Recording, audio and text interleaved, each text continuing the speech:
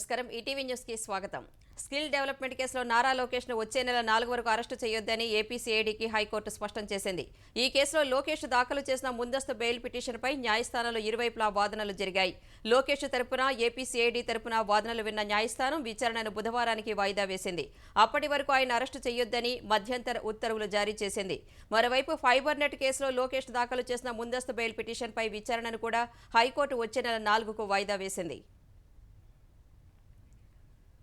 Amaravati ring road కేసులో CrPC 41A ప్రకారం లోకేష్ కు ముందస్తు నోటీసులు ఇస్తామని ఏజీ శ్రీరామ్ హైకోర్టుకు తెలిపారు. ఎన్ఆర్ రింగ్ రోడ్డు కేసులో లోకేష్ దాఖలు చేసిన ముందస్తు బెయిల్ పిటిషన్పై విచారణ సందర్భంగా ఏజీ శ్రీరామ్ ఈ విషయాన్ని కోర్టుకు వివరించారు. అడ్వకేట్ జనరల్ ఇచ్చిన వివరాలను హైకోర్టు నమోదు చేసుకుంది. అరెస్టు గురించి ఆందోళన లేనందున ముందస్తు బెయిల్ పిటిషన్పై విచారణ ముగిస్తున్నట్లు న్యాయమూర్తి తెలిపారు. గతేడాది నమోదైన ఈ కేసులో ఇటీవలే లోకేష్ పేరును చేరుస్తూ ఏసీబీ కోర్టులో సీఐడీ మెమో దాఖలు చేసింది. తెలుగుదేశం అధినేత చంద్రబాబుతో ఆయన సతీమణి నారా భువనేశ్వరి, కోడలు బ్రాహ్మణి, మాజీ మంత్రి నారాయణ ములాఖాత్ అయ్యారు. ఉదయం 11 గంటల సమయంలో జైలు వద్దకు వెళ్లిన భువనేశ్వరి, బ్రాహ్మణి, నారాయణ సుమారు 40 నిమిషాల పాటు చంద్రబాబుతో మాట్లాడారు. చంద్రబాబు జైల్లో ఉన్న ఆయన ఆలోచన అంతా దేశం, రాష్ట్రం, ప్రజలేనని మాజీ మంత్రి నారాయణ తెలిపారు. ఎంఎస్ స్వామినాథన్ మృతికి చంద్రబాబు సంతాపం తెలిపారని, తనకు మద్దతు తెలిపిన అందరికీ ధన్యవాదాలు తెలపమన్నారని వివరించారు. ప్రభుత్వం చేసే అవినీతి, దౌర్జన్యాలపై పోరాటం కొనసాగించాలని చంద్రబాబు సూచించినట్లు వెల్లడించారు. న్యాయం జరుగుతుందని తమకు నమ్మకం ఉందన్న నారాయణ, ఏపీలో ఏ వర్గము జగన్ వెంట నడవదని తేల్చి చెప్పారు. ఎన్ఆర్ రింగ్ రోడ్లో తన సొంత భూమి పోయిందని, దాని విలువ సుమారు 7 కోట్లకు పైగా ఉంటుందని చెప్పారు. త్వరలోనే జనసేనతో కలిసి ఉమ్మడి కార్యాచరణ ప్రకటిస్తామని నారాయణ తెలిపారు. చంద్రబాబు అరెస్టును ఖండిస్తూ ఏపీ వ్యాప్తంగా నిరసనలు కొనసాగుతున్నాయి. కృష్ణా జిల్లా పెనమలూరులో తెలుగుదేశం నేత బోడే ప్రసాద్ చేపట్టిన ఆమరణ నిరాహార దీక్ష 2వ రోజుకు చేరింది. ఉయ్యూరులో తెలుగుదేశం కౌన్సిలర్లు నిరసన చేపట్టారు. తూర్పుగోదావరి జిల్లాలో మాజీ ఎమ్మెల్యే బూరుగుపల్లి శేషారావు చేపట్టిన నిరసన దీక్షకు జనసేన నేతలు సంఘీభావం ప్రకటించారు. పశ్చిమ గోదావరి జిల్లా శృంగవృక్షంలో మహిళలు 108 కలశాల గోదావరి జలాలతో ప్రదర్శన చేశారు. అనంతరం శివాలయంలో ప్రత్యేక పూజలు చేశారు. చంద్రబాబు అరెస్టును ఖండిస్తూ మోత మోగిద్దాం పేరుతో నిరసన కార్యక్రమానికి నారా బ్రాహ్మణి పిలుపునిచ్చారు. రేపు రాత్రి 7 గంటల నుంచి 7 గంటల 5 నిమిషాల వరకు ప్యాలెస్ లో ఉన్న జగన్ కు వినిపించేలా మోత మోగించాలని పిలుపునిచ్చారు. ఆ నిరసనలను వీడియో తీసి సామాజిక మాధ్యమాల్లో షేర్ చేయాలని సూచించారు. మోత మోగిద్దాం కార్యక్రమానికి మద్దతు తెలిపిన నారా లోకేష్, అక్రమ అరెస్టు చేస్తే ప్రజాగ్రహం ఎలా ఉంటుందో చూపిద్దామన్నారు. రేపు రాత్రి ఉన్న చోటే మోత మోగించి ప్రజా శబ్దం వినిపిద్దామని లోకేష్ సూచించారు. ఆంధ్రప్రదేశ్లో వచ్చే ఎన్నికలు పేదలు, పెత్తందార్ల మధ్య జరిగే కురుక్షేత్రమని సీఎం జగన్ పునరుద్ఘాటించారు. విజయవాడ విద్యాధరపురంలో వైఎస్ఆర్ వాహనమిత్ర పథకం నిధులను విడుదల చేశారు. సంక్షేమ పథకాలన్నీ పారదర్శకంగా అమలు చేస్తున్నామన్న సీఎం విపక్షాలు చెప్పే మాయమాటలు నమ్మొద్దని కోరారు. ప్రజలే తనకు సైన్యంలా పనిచేయాలని విజ్ఞప్తి చేశారు.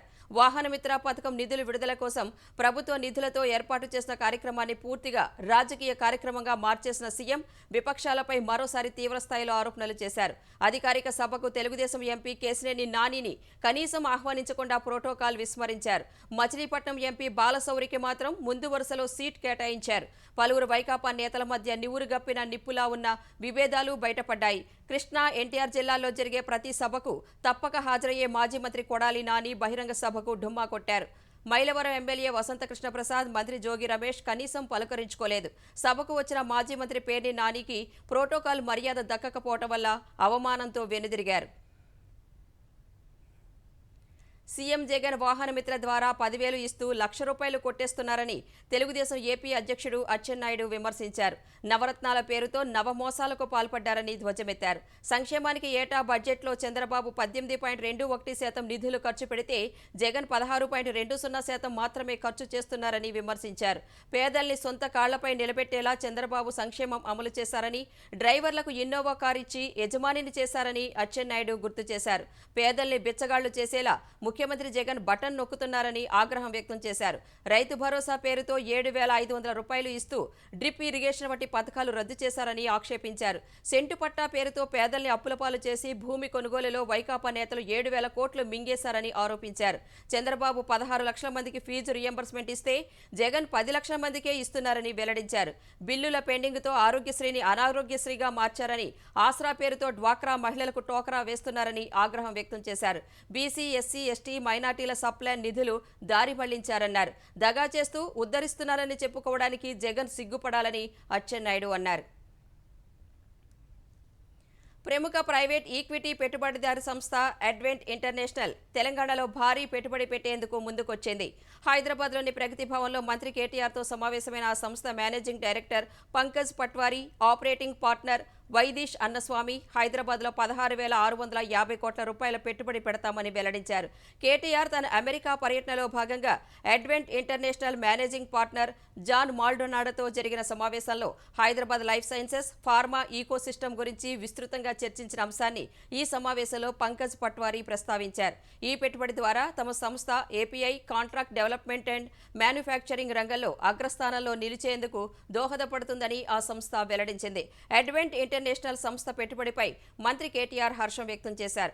హైదరాబాద్లో గ్రీన్ ఫీల్డ్ R&D ల్యాబ్ను ఏర్పాటు చేస్తున్నందుకు సంతోషం వ్యక్తం చేశారు. ఫార్మా, లైఫ్ సైన్సెస్ రంగాల్లో హైదరాబాద్ వృద్ధికి ఈ పెట్టుబడి సంకేతమని కేటీఆర్ పేర్కొన్నారు.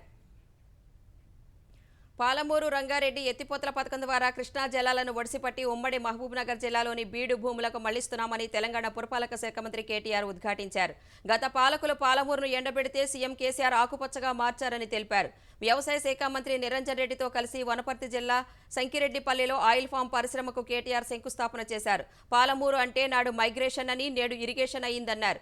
సాంప్రదాయ పంటలతో రైతులు వ్యవసాయానికి దూరమయ్యే అవకాశం ఉందని గుర్తించి దూరదృష్టితోనే కేసీఆర్ ప్రత్యామ్నాయ పంటలను ప్రోత్సహిస్తున్నారని చెప్పారు. దేశంలో అవసరమైన 70% వంట నూనెలు విదేశాల నుంచి దిగుమతి చేసుకుంటున్నామని, ఆ పరిస్థితి పోవాలంటే ఆయిల్ పామ్ సాగు పెంచాలని సూచించారు. వరి ఉత్పత్తిలో తెలంగాణ దేశంలో అగ్రస్థానంలో ఉందన్నారు. ఆయిల్ పామ్ సాగులో కూడా తెలంగాణ అగ్రస్థానానికి చేరాలని మంత్రి ఆకాంక్షించారు. ప్రభుత్వ విధానాలు, పథకాల రూపకల్పనలో సామాజిక అధ్యయనాలు ఎంతో అవసరమని తెలంగాణ ఆర్థిక మంత్రి హరీష్ రావు అభిప్రాయపడ్డారు. ఇందులో భాగంగా centre for economics and social studies రాష్ట్ర ఆర్థిక, సామాజిక స్థితిగతులపై అధ్యయనాలు చేస్తూ ఎప్పటికప్పుడు ప్రభుత్వానికి విలువైన సూచనలు చేస్తోందన్నారు.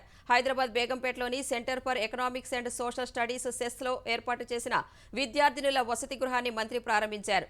5 కోట్లతో కార్పొరేట్ స్థాయిలో వసతి గృహ నిర్మాణం చేపట్టినట్లు హరీష్ రావు తెలిపారు. సమగ్ర ఆర్థిక, సామాజిక అధ్యయనం ఉన్నప్పుడే ఏ రాష్ట్రమైనా పురోగతి చెందుతుందన్న మంత్రి ఆ ఫలితాల ఆధారంగా మంచి పాలన అందించడం సాధ్యమవుతుందని చెప్పారు. ప్రభుత్వ పాలసీలు సామాజిక పరిస్థితుల ఆధారంగా కల్పన చేయాల్సి ఉంటుందని, అప్పుడే అవి అనుకున్న ఫలితాలు ఇస్తాయన్నారు.